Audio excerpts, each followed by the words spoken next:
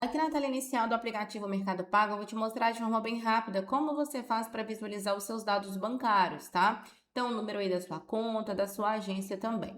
Então, aqui na tela inicial, você vai perceber que lá no topo vai aparecer para você o Olá, né? Aqui vai aparecer o seu nome e aqui o iconezinho do Mercado Pago. Você vai tocar sobre essa opção, tá? É só você selecionar aqui no cantinho esquerdo. Vai abrir essa aba aqui para você e aqui vai mostrar algumas informações novamente, ó, mostra o seu nome, mostra aqui qual e-mail você utiliza, tá?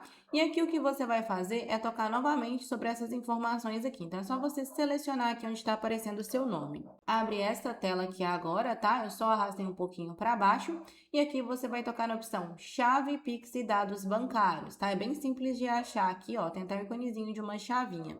Então, você vai selecionar e aqui nessa tela aparecem todos os seus dados bancários, tá? Além aqui, ó, do número da sua conta, da sua agência, mostra também seu CPF, seu nome completo, né? Tem a opção de você copiar todos esses dados bancários aqui de uma vez e tem também aqui a sua chave Pix, tá? Então, aqui nessa tela você vê todos os seus dados dentro do Mercado Pago.